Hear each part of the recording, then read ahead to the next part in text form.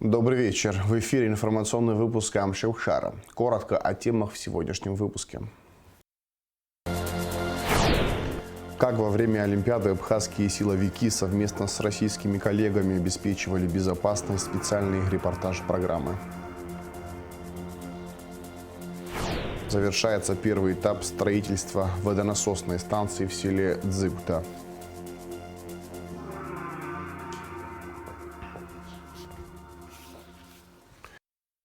Президент Аслан Бжаня в ходе рабочей поездки в Российскую Федерацию провел ряд встреч в администрации президента и правительства России, сообщает пресс-служба главы государства. Так, Аслан Бжаня встретился с заместителем руководителя администрации президента России Дмитрием Козаком при участии заместителя председателя правительства Александра Новака, а также с первым заместителем секретаря Совета безопасности Рашидом Нургалиевым, министром экономического развития Максимом Решетниковым, председателем Центральной избирательной комиссии Эллой Памфиловой. Также Аслан Бжаня встретился с руководителем Федеральной налоговой службы Данилом Егоровым. В ходе переговоров обсуждались вопросы двустороннего сотрудничества в социально-экономической сфере, энергетике и ряде других вопросов. В рамках рабочего визита в Москву Аслан Бжаня встретился с министром иностранных дел России Сергеем Лавровым. Стороны обсудили развитие абхазо-российских взаимоотношений. Аслан Бжаня поздравил главу внешнеполитического ведомства России с предстоящим Днем дипломатического работника и пожелал успехов в работе на благо российского государства. Аслан Бжаня внес на рассмотрение в парламент проект закона о некоммерческих организациях и физических лицах, выполняющих функции иностранного агента.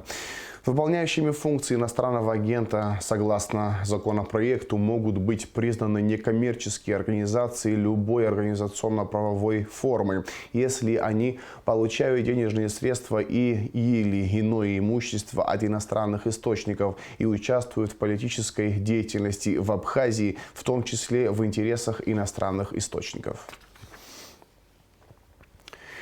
10 лет назад под звонкий фейерверк и громкое рукоплескание болельщиков в соседнем Сочи открылись 22-е зимние Олимпийские игры. Жители Абхазии не просто были зрителями, но и стали причастны к этому масштабному мероприятию. Многие совместили приятное с полезным, записались волонтеры, помогали на соревнованиях. А вот перед абхазскими силовиками стояла более сложная задача – обеспечение правопорядка со стороны Абхазии совместно с российскими спецслужбами. Ведь пока тысячи людей из разных городов мира собирались на открытие Олимпиады, террористы готовились к крупным терактам. О том, как велась совместная работа и как удалось помешать преступникам осуществить свои планы, в специальном репортаже Гугуцы Вардания.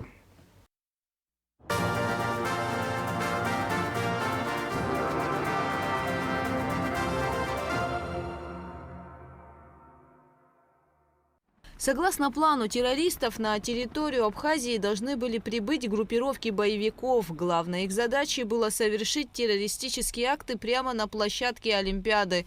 Тогда в нашей республике был создан сводный межведомственный оперативный штаб, куда вошли представители силовых структур Абхазии, Российского пограничного управления и 7-й военной базы. Работа штаба проходила под руководством на тот момент председателя СГБ, а ныне президента Абхазии Аслана Бжаня.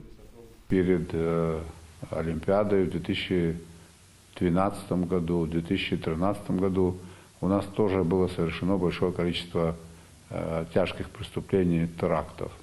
Напоминаю, что в 2012 году в феврале было совершено покушение на президента.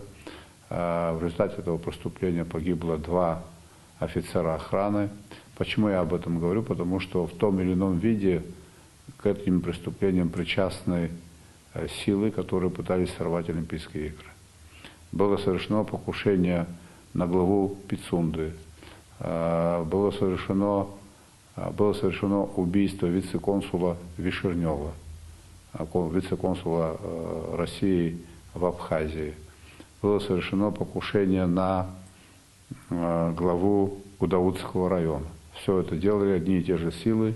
У нас окопались террористы, была местная ячейка международной террористической организации «Имарат Кавказ». В мае 2012 года практически была ликвидирована деятельность этой преступной ячейки. Также в 2014-м абхазскими силовиками велась борьба с террористической группировкой, которая была нацелена на совершение терактов в республике и действовала с территории Турции. Они были связаны с террористом по фамилии Лакаев, который совершил убийство вице-консула Вишернева. Ему удалось убежать с нашей территории и был задержан сотрудниками правоохранительных органов в Грузии.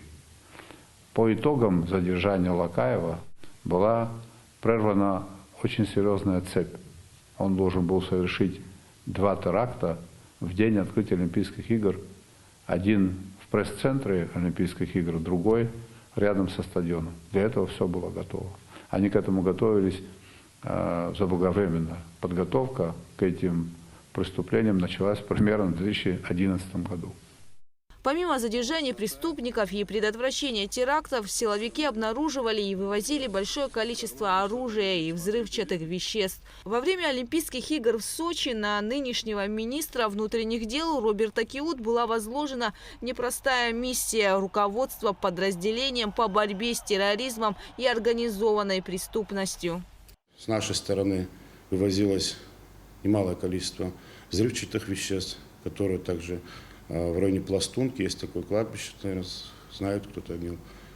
Там осуществлялись схроны, планировали теракт в мэрии Сочи и многих-многих других, как говорится, местах. Соответственно, совместно с нашими коллегами из ФСБ и другими силовыми структурами нам эту ячейку удалось раскрыть и, соответственно, провести масштабную работу, где одновременно, как на территории Республики Абхазия, так и на территории Российской Федерации, данные граждане были задержаны, привлечены к уголовной ответственности.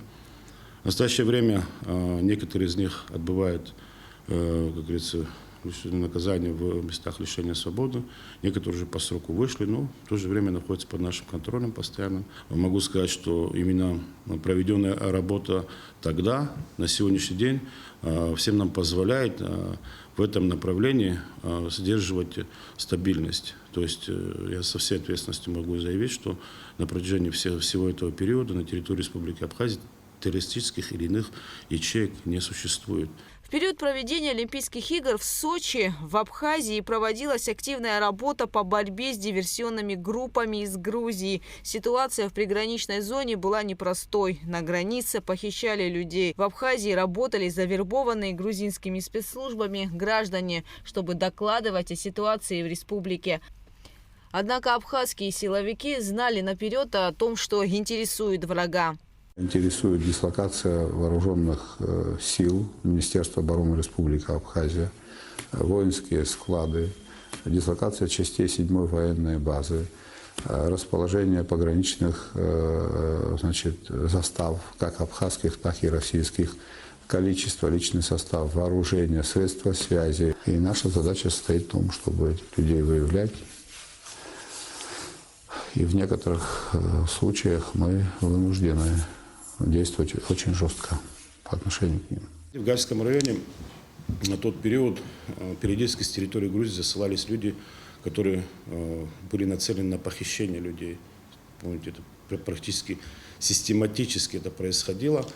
Ежедневно, еженедельно, чтобы не было такого, что кого-то украли, такого не было. Но в этом направлении всеми нашими службами была организована работа.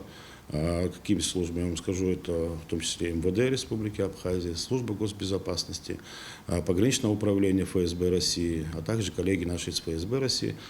Мы объединили наши усилия, все наши сведения, которые в отношении этих людей мы имели, и, соответственно, провели последнюю крайнюю спецоперацию, при которой нам удалось практически ликвидировать всю эту группировку, которая занималась этим и в том числе и организовывала эти похищения. Благодаря слаженной работе абхазских силовиков с российскими коллегами грузинские спецслужбы не смогли провести на территории Абхазии ни одного террористического акта. Более того, то, что задумал враг, было просчитано на несколько шагов вперед. Вот этот период продемонстрировал результаты, какие могут быть достигнуты, когда налажено взаимодействие. Взаимодействие между ведомствами Абхазии и Российской Федерации. Мы этот бесценный опыт хотим распространить и на сегодняшний день, в том числе, потому как задачи, они одинаково важны, как для российского государства, так и для нас.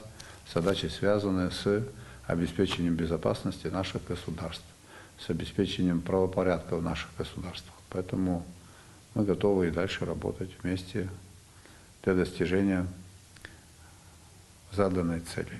Были даже случаи, чтобы вы понимали, когда группы уже планировали и заходили на территорию Республики Абхазия. Мы их уже ждали, прямо на входе брали.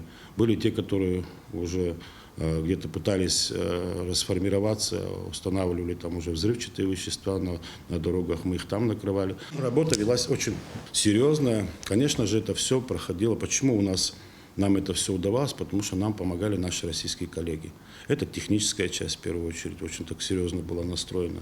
И мы, знаете, как в ходе всей этой работы, по крайней мере, наше подразделение по борьбе с терроризмом и организованной преступностью, ребята все, которые работают, молодые ребята, которые получили колоссальный, неоценимый опыт, что нам позволило, в принципе, после этого работать по другим направлениям. Была проведена серьезная комплексная работа, в ходе которой были задержаны лица, которые заезжали на территорию Республики Абхазия с целью уже такого, знаете, заказного убийства определенных чиновников, руководителей ведомств. В том числе, скажу вам так, мы работали и задерживали в отношении начальника разведки от ВГВ, начальника ВГВ Владимира Ивановича Ану тогда был. Его хотели убить в городе Чимчира. Был задержан такой гражданин Торадзе, чтобы вы понимали, это человек, который в свое время был личным охранником Шеварднадзе. Плюс ко всему был в спецподразделениях Грузии. В 2008 году участвовал в южно-осетинских событиях, за что был награжден высокими наградами Грузии. То есть достаточно подготовленный человек. Можно сказать, очень чисто разговаривал по-русски, видимо, поэтому был и подобран, и отправлен сюда. В качестве туриста находился в городе Чимчира, готовил покушение. Соответственно, мы выявили его, задержали, посадили. При нем было обнаружено специальное оружие, то есть с шумопоглощающими средствами. И, соответственно, вот такая работа у нами проводилась. Не только он, еще было ряд других направлений. Ну, в некоторых случаях нам удавалось даже и ликвидировать людей, которые не сдавались. Были такие случаи тоже. В результате активной работы были задержаны грузинские киллеры и диверсанты, которые планировали крупные теракты в республике. В 2018 году по решению абхазской стороны многие из них были отпущены и переданы Грузии. Знаете как, я ценю свой труд, не только свой, а своих сотрудников в первую очередь. Вы знаете, как было непонятно для всех нас, когда всех тех, о ком я сегодня говорил, особенно все те, которые присылались со стороны Грузии, те же диверсанты, киллеры, я вам говорю так, вот киллеры, которых мы задерживали, которые должны были осуществить злостное деяние свое на территории Республики Абхазия, шпионы и всякие другие лица. Там порядка где-то, я не помню, около 12 человек в общей сложности у нас содержались в местах лишения свободы, особенно все в СГБ были переданы потом по какой-то дружественной, такой, скажем, дружественный жест, наверное, был какой-то сделан нашего руководства, и они были переданы в Грузию. Крайний, которого передали, был Лукава. Но для меня было удивительно, почему все говорят о Лукава. Лукава, да, понятно, он совершил преступление, он был задержан, он жил у нас на территории, все остальное. А лица, которые реально ходили под спецслужбы Грузии, скорее всего, конечно же, их просто так не бросили и, соответственно, сумели вызволить их из наших тюрем и увезти к себе в Грузию, конечно же. Вот это для меня было непонятно, потому что, вы знаете, как я считаю, что это наши основные противники. Это люди, которые пошли на этот шаг. Пошли на шаг прийти на территорию Республики Абхазия и, допустим, любого там чиновника или кого-то, они шли убивать, они уносили отсюда сведения, составляющие государственную тайну. И мы почему-то их всех подарили. Для меня это непонятно. Я 12 человек, получается. Около 12 человек до Лукава были освобождены, ну, как бы помилованы и отправлены домой. Ну, может, кто-то когда-то даст определенное пояснение, как это происходило. До сих пор я его не слышал. Не смогу я понять, как это могло быть. Вы знаете, как я почему об этом могу говорить? Потому что каждого из них я лично присутствовал при задержании. Я знаю, как это происходило. Сколько труда нашего было вложено туда. Преступники были переданы грузинской стороне. Однако, что этому предшествовало, чего стоила их свобода и где они сейчас, доподлинно неизвестно. Гугу Цавардани, Алексей Агухава, Абхазское телевидение.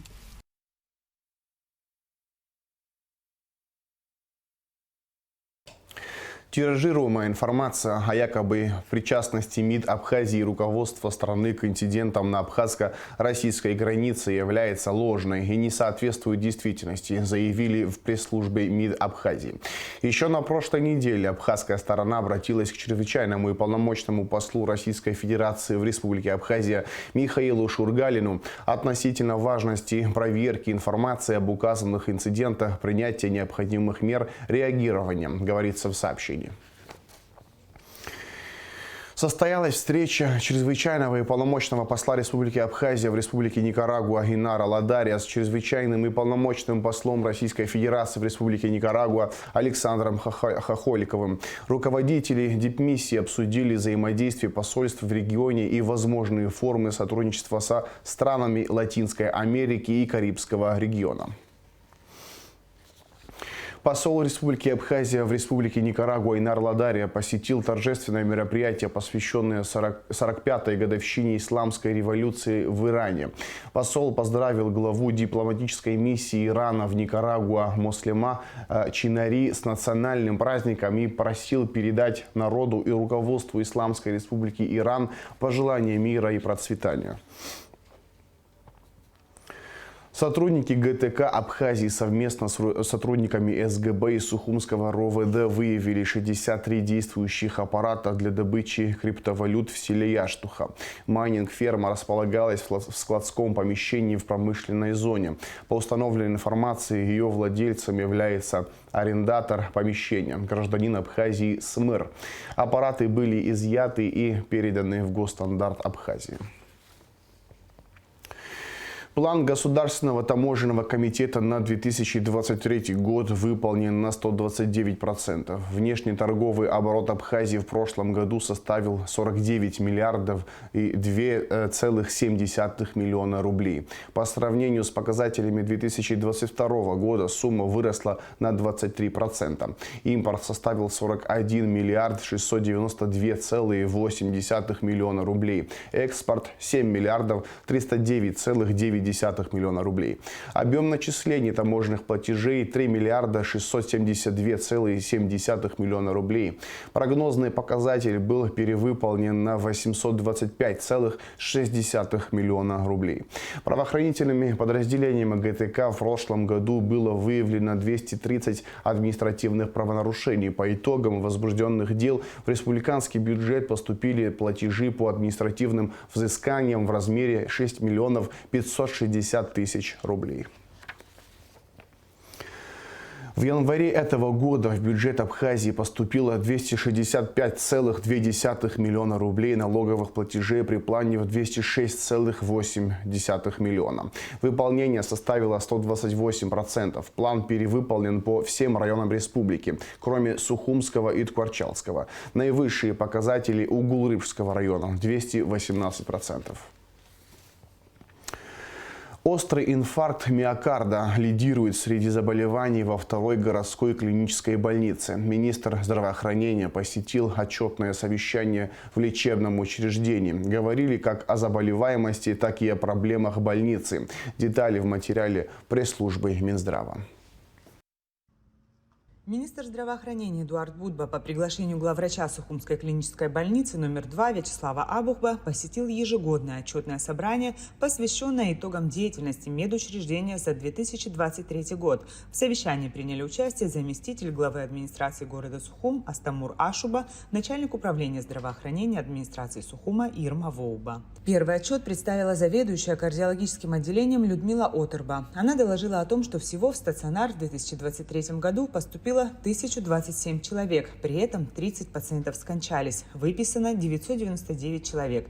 Среди заболеваний лидирует острый инфаркт миокарда. Заведующая неврологическим отделением второй больницы Ирина Ашуба рассказала, что с заболеваниями системы кровообращения в медучреждение за отчетный период поступило 744 человека. Всем поступающим больным оказывается своевременная квалифицированная медпомощь. Согласно отчету хирургического отделения, план оперативных вмешательств выполнен всего на 10%, что является низким показателем. Причины и возможные пути решения ситуации планируют обсудить на совещании в Министерстве здравоохранения с привлечением главного хирурга республики Маврика Чагава. Говоря о проблемах горбольницы, врачи жаловались на отсутствие хирургических инструментов, мониторов, ИВЛ, инфузоматов. Кроме того, в больнице нет лифта. В этой связи нередко больных с избыточной массой тела приходится поднимать в операционную вручную. Еще одна проблема – отсутствие санузлов в палатах. Всего на всю больницу приходится всего 3 палаты с минимальными удобствами. Министр Эдуард Будба отметил, что не понаслышке знаком с проблемами горбольницы. Вместе с тем глава Минздрава подчеркнул необходимость усиления управленческой деятельности руководства самой больницы. Это вопрос, я думаю, не только к Министерству здравоохранения, а к непосредственно руководству больницы. Потому что я думаю, что эти вопросы, что если можно там обновить кровать или там поменять 3 раковины, установить за 30 лет, это небольшое великое достижение. Да? Надо как-то чуть комплексно подходить к каким-то вопросам. Я думаю, что всегда можно найти определенное финансирование для того, чтобы улучшить и палаты, какие-то вопросы ставить и перед городом. Я не думаю, это Астамур здесь присутствует, заместитель Нузарович.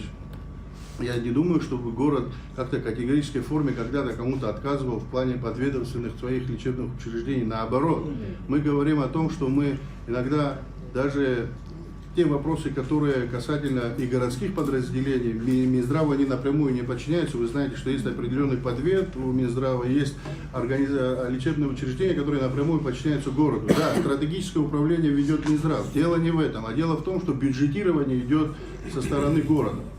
Правильно? На сегодняшний день город очень большое оказывает финансовое влияние разным своим подведомственным учреждениям. И Минздрав не остается в стороне. В ближайшее время запланировано проведение расширенного совещания под председательством министра здравоохранения Эдуарда Будба с привлечением руководства столичной мэрии, профильного управления здравоохранения, глав всех больничных отделений для формирования списка первоочередных нужд второй больницы и комплексного решения имеющихся проблем. Администрация Сухумского района завершила первый этап строительства водонасосной станции в селе Дзюкта. После завершения всех работ жители сел Баслата, Дзюкта, Келасур будут бесперебойно обеспечены питьевой водой. Алика Трапш расскажет подробности. Завершен первый этап строительства водонасосной станции в селе Дзюкта Сухумского района. Строительство было начато районной администрацией в 2022 году за счет собственных средств. Общая сметная стоимость проекта более 40 миллионов рублей. Первый этап включил в себя непосредственно строительство насосной станции. Были вырыты 4 скважины, установлено современное оборудование и построена диспетчерская. Территория охраняемая. Мощность водонасосной станции составит более 2000 кубометров воды в сутки. Самые большие проблемы с питьевой водой испытывает село Баслата.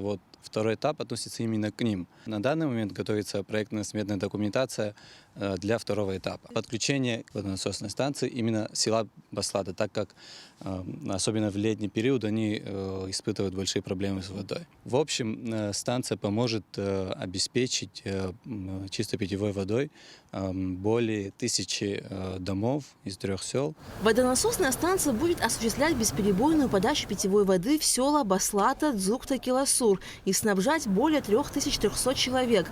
Сейчас эти села получают питьевую воду от городской Киласурской насосной станции. Нередки случаи аварийных поломок, и когда город остается без воды, соответственно, и в селах воды нет. Со строительством насосной станции ситуация изменится кардинально. Наша вода течет самотеком, то есть если город качается от насосной, то есть если насосная выключается, нет света, соответственно, Дзыгута получается без воды, то есть все, нет воды, а мы обесточены. Но когда запустится данный проект водокачки Сухумского района, то есть проблемы с водой в селе Дзыгуты просто не будет. Дзыгута, Баслата, они будут обеспечиваться в полном масштабе. И у нас есть большой плюс, что у нас есть генератор, который может вне зависимости от электроэнергии. То есть если вся Абхазия будет обесточена без света, в Дзыгуте и Баслате будет вода идти с самотеком без каких-то насосов. Это за счет генератора, да?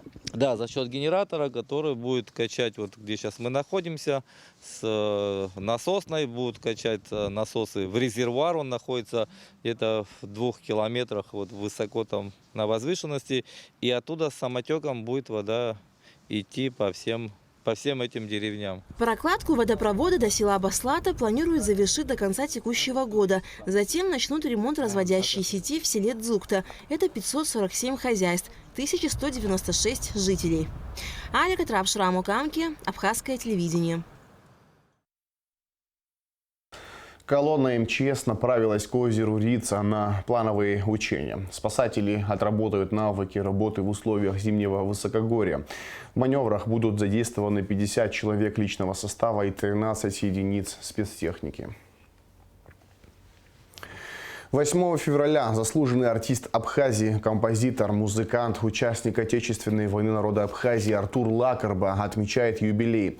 С 55-летием известного абхазского артиста поздравило Министерство культуры республики. В нашей сегодняшней программе мы предлагаем вашему вниманию фильм о творчестве композитора. В завершении выпуска расскажем о погоде.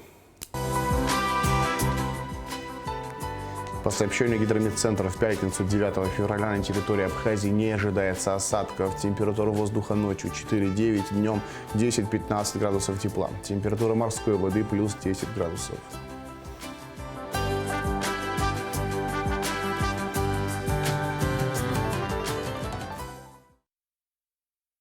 На этом информационный выпуск Амшукшара подошел к концу. Всего хорошего. До свидания.